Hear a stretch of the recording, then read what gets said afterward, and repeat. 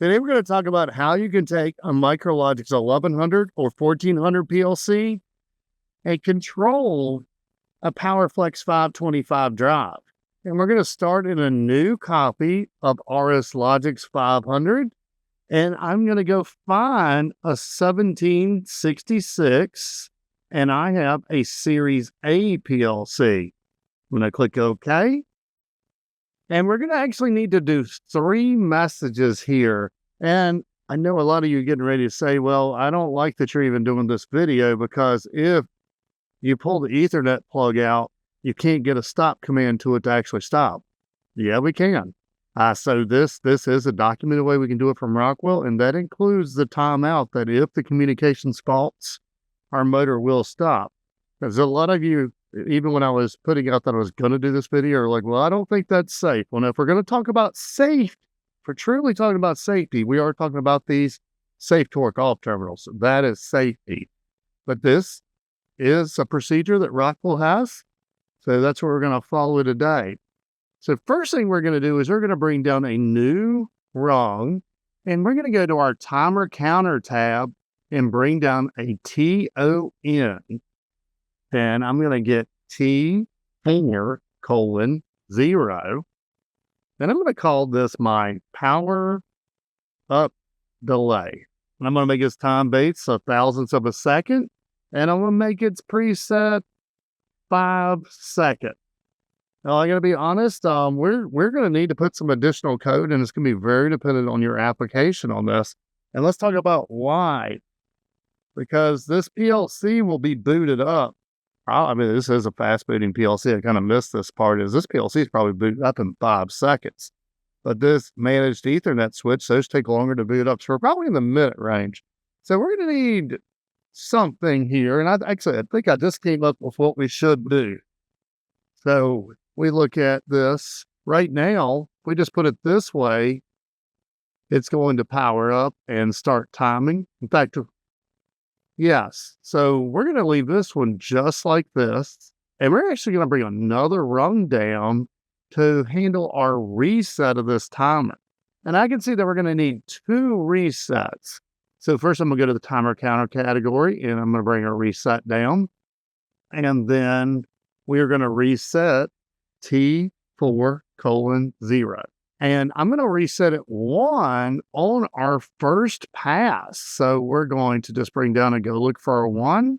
We'll double click on our question mark, and it's going to be S, and then 2, and then 1/15. That is our first pass, or our first scan. So this is only true the very first scan when this PLC goes to run mode.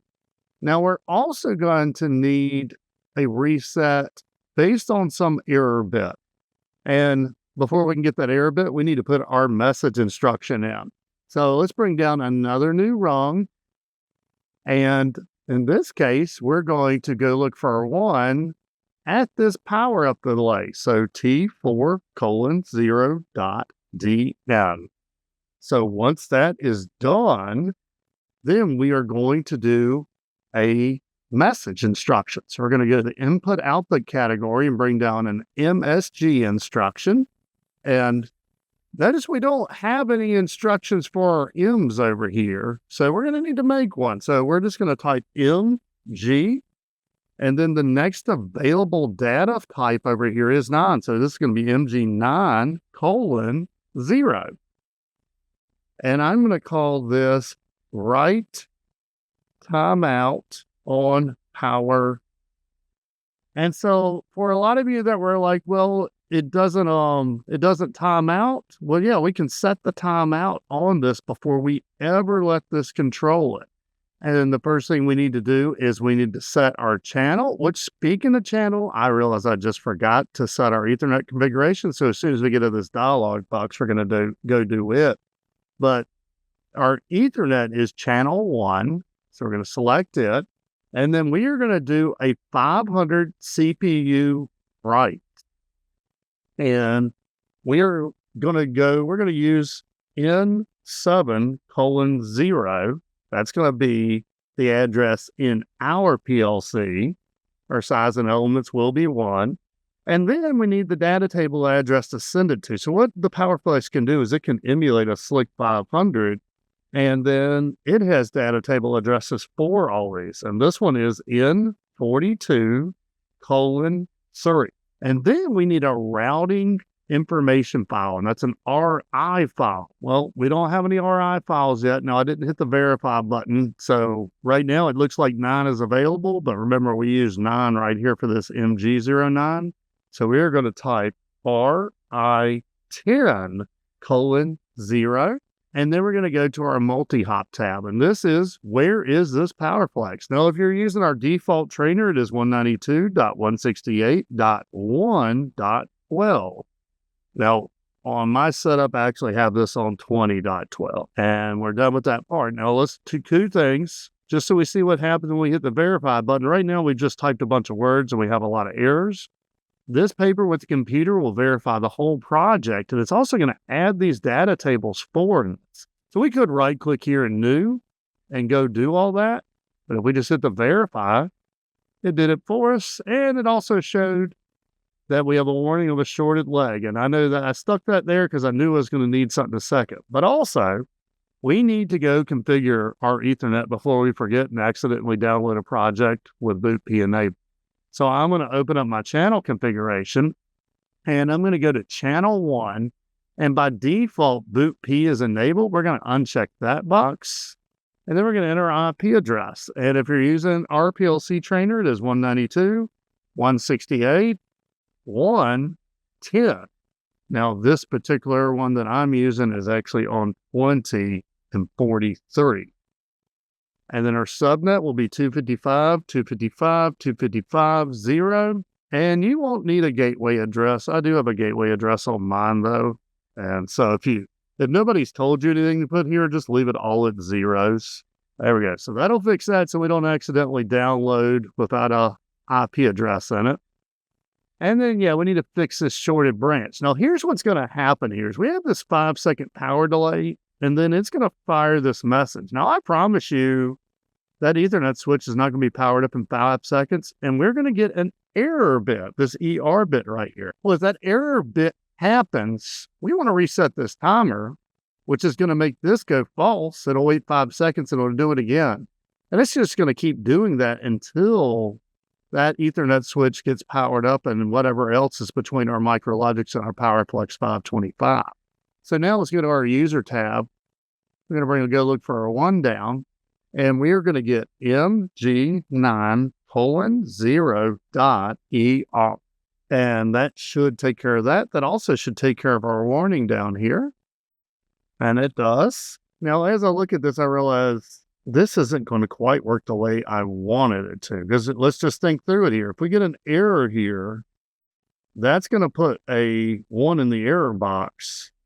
That's going to make this true. That's going to keep resetting this timer, and our done bit's never going to go true. These are the hardest ones to find examples for in our class, because really until you realize you need this, it's hard to explain it. But we want this to happen 1 time just to get ourselves restarted here.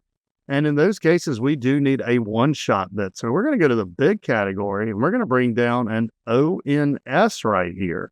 We're going to have another error, but that's okay. We're going to walk through this together and figure it out. So we're going to get B3:0/0, and I'm going to call that our power up message error 1-shot. There we go. Now, I'm going to go ahead and verify this because I know this doesn't work. RSLogix 500 doesn't allow you to have 1-shots and branches like this. So let's hit this computer icon. And we have an error again. And yeah, invalid position for 1-shot. It's going to want that 1-shot to have a reset instruction in it. But that's okay. We're just going to copy this reset instruction, paste it right there. Whoops, we're going to paste it in the right spot.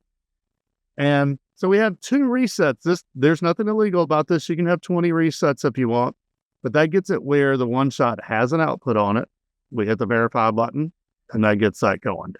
All right, so all this is to do is to set our message timeout, which, if we go back to the setup screen, we have assigned to N70. So that is going, let's open up N70. This is our PowerFlex message timeout. And this is how long it can go without receiving a message before it faults on a communications loss. And that's going to be very dependent on your application. I'm going to put a 5 in here for 5 seconds. And now, once this message is done, we're ready to do our normal operation. So we're going to bring down a new rung. And then first we want to know this message is done. So we're going to go look for our 1 down. And we're going to look at MG9:0.DN. That means that message is done.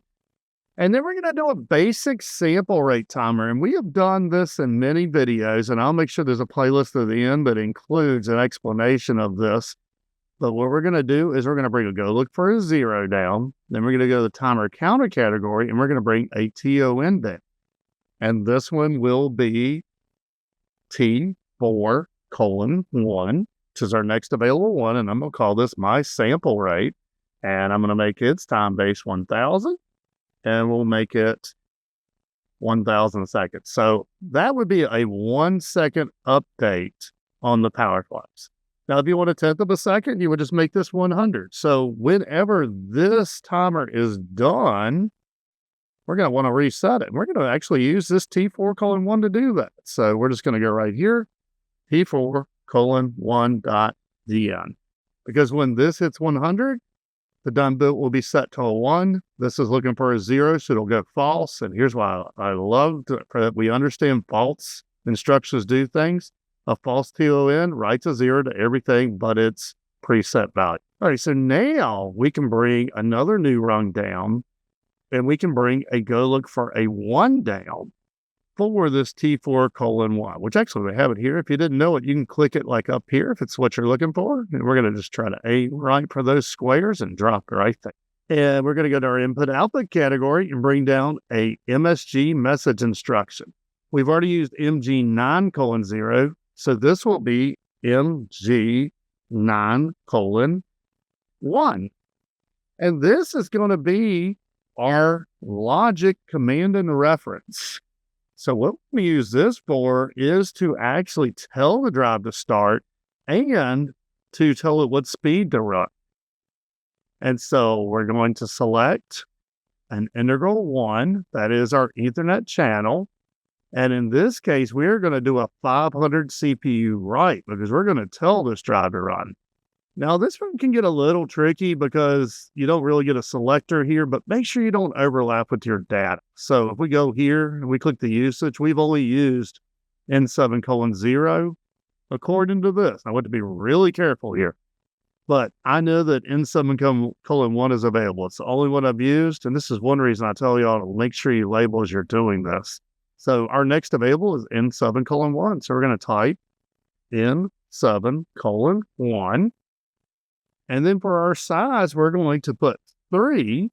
And then there's a special data table address for this one also. And that is N41:0. And then we're going to need another routing information file. And here's where you have to be really careful that you're not overlapping any. So if I double click on RI10, then we've used RI10:0. We're going to make this one RI10:1. Then we're going to go to the multi-hop tab, and this will be that same drive IP. So on our default trainer, it's 192.168.1. Well, in the case of my PLC trainer, it is 192.168.20.12. And we're going to go ahead and, while we're looking at this, let's go ahead and hit the verify button so we see it's going to add that line. So that put that second line in for us. Now, let's look at N7, though, because I want to make sure we understand this. It created 3 of them, but if we look at the usage, notice it looks like only N7:1 is used. But in this message instruction, we told it a length of 3, starting at N7:1. And so that is N7:1, 2, and 3. So what I want to label these, we're just going to put a course label in these. We're going to fine-tune these labels later, but this is going to be our PowerFlex write. I'm going to put that on N7:1. I'm also going to put it on N7:2.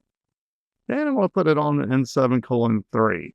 So that means my next available spot is N7:4. And I'd like to get some status information about this PowerFlex drive. We have to be really careful firing message instructions. There are limits to the number of message instructions you can fire at a time. Now, 3 is not going to hurt us. In fact, I don't really need this power up delay. I could just shove this into the PowerFlex constantly, but it only needs to get there one time after power up. These right here, we have a 100th of a second. I probably could fire both of these messages at the same time, but just to show us good practice, the sample rate's done. That's going to fire this message. Well, now when this message is done, we want to fire the next message. So we're going to put a new rung in and I go look for a 1. And we're going to look for a 1 at MG9:1.DN. And so that will go to a 1 when this message completes. And we're going to go to our input-output category and fire another message. And I'm going to call this one MG9:2. And this will be, what did we call the other one, our logic and command reference. This one right here is our logic status and feedback. So logic, status, and feed. So this is information we're going to get from this. And so it will also be channel 1 for going out the Ethernet port. This time it will be a 500 CPU read. Now our next available spot is 4. So our data table address is going to be N7:4. Now its length will also be 3. And then the location that we're going to do on the PowerFlex 525 is N41:0. And it will need its own routing file. So I'm going to call this one RI10:2. And then, same as the others, our PowerFlex 525 is 192.168.1.12, but mine is at 20. And then I was just thinking, I know I just said it would need its own routing information file. I'm not actually 100% that's true.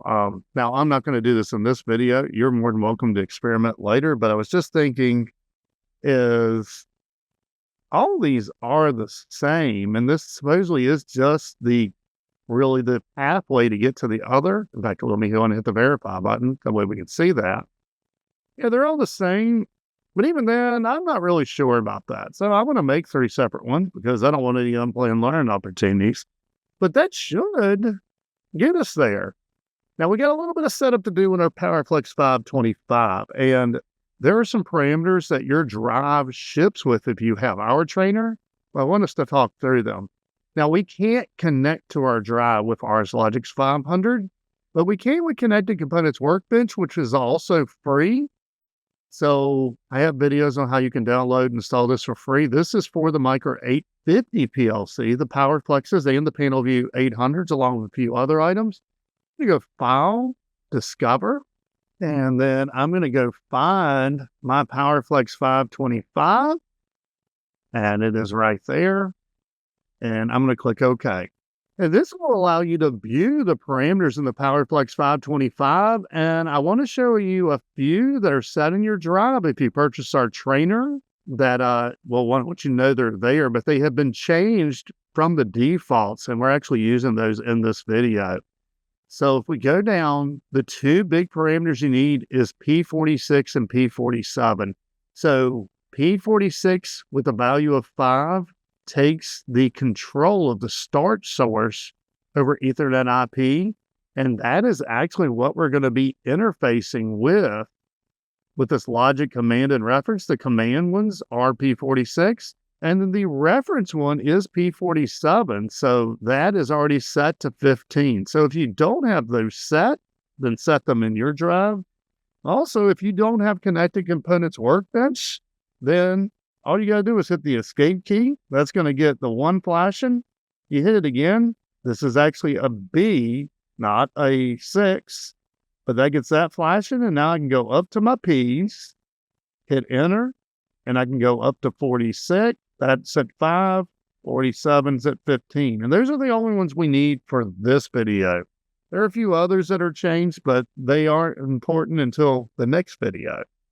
So with those set, then we are ready to download this program. Now, if you need any help downloading your program, or you're like, I don't understand what he's even talking about these, go look for ones or go look for zeros, then check out the description. We have a course that goes through all of this for you. And okay, since my PLC was already powered up, this 5-second delay happened.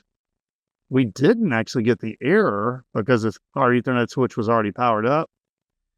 And that wrote the message that put that value of 5 in our timeout. And now we can see these two bouncing back and forth. And that means we are reading and writing logic. So now we need to understand a little bit about what we're writing and then what we're reading.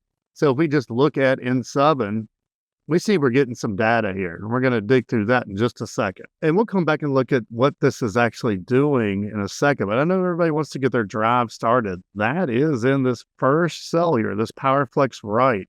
Now we need to look at the individual bits of this. And to do that, we're going to take this radix and we're going to go to binary. And bit 0 is going to be stop. So I'm going to put that in that description. And bit 1 is going to be start. We'll put that in the description. And arguably those are the only two we need, but just, I know you're going to ask if I don't say this. Bit 2 is going to be jog. Bit 3 is going to be clear faults. Bit 4 is going to be drive forward.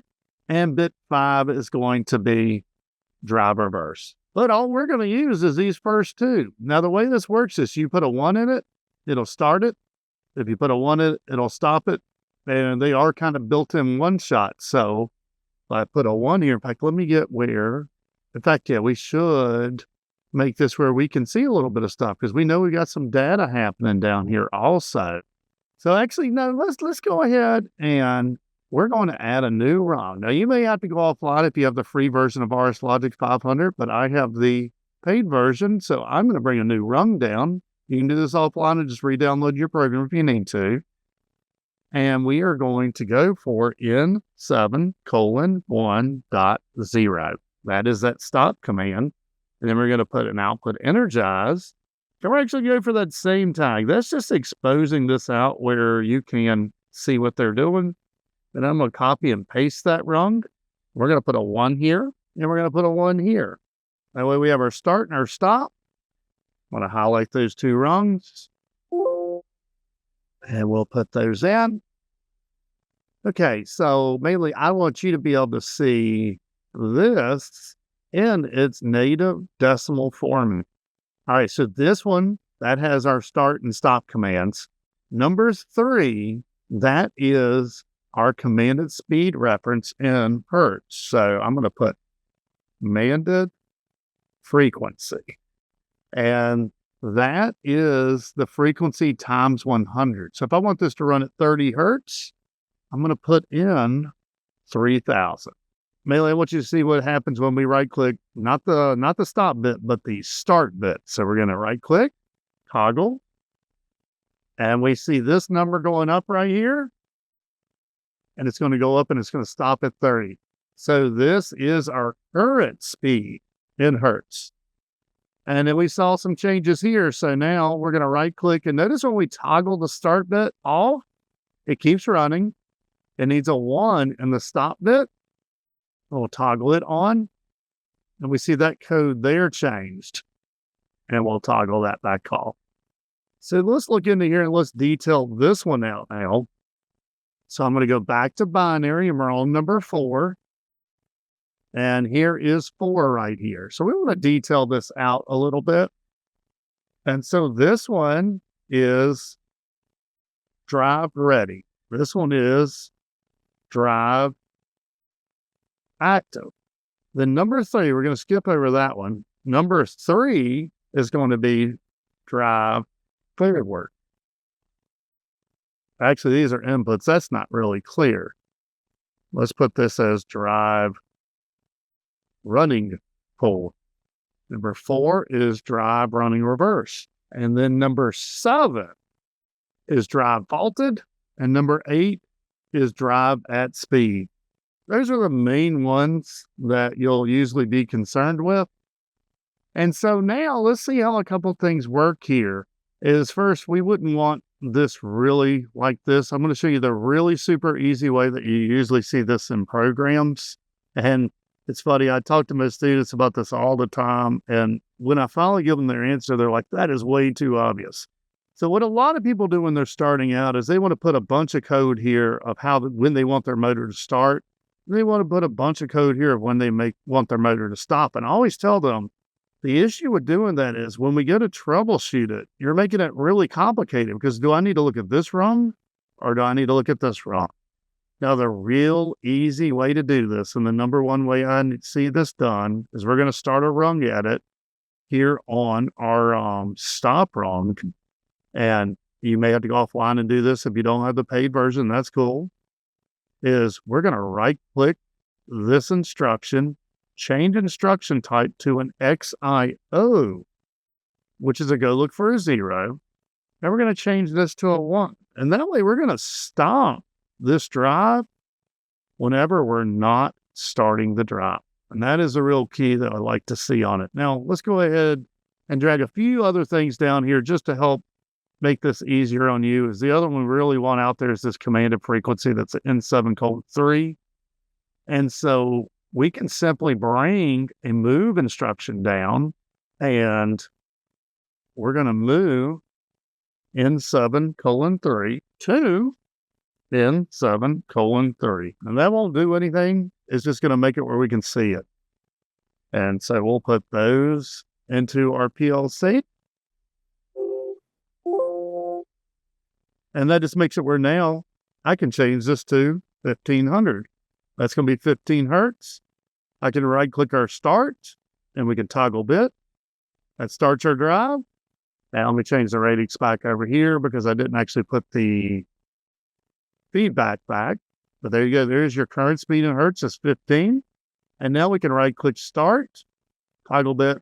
That'll turn it back off.